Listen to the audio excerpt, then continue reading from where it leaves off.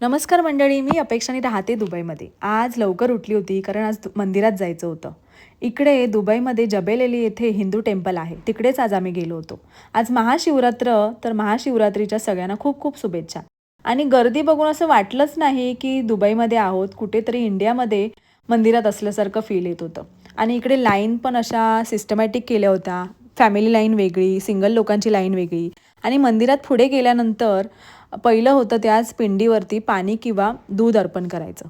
तर ते हे सगळ्यांकडे देत होते तांब्या भरून पाणी, मग ते अर्पण करायचं होतं. आणि मंदिरात पुढे गेल्यानंतर सगळ्या देवांची दर्शन होतात. पहिलं जे दर्शन होतं ते गणपती बाप्पाचं. आणि हे मंदिर दुबईमध्ये 2022मध्ये बांधण्यात आलं.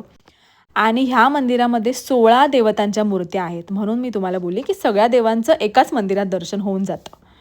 आणि खूप प्रसन्न वाटलं. इंडियामध्ये कसं जाणं-येणं असायचं मंदिरामध्ये. इकडे आज मी पहिल्यांदाच गेली मंदिरामध्ये. असा होता माझा आजचा मंदिरमधला दिवस.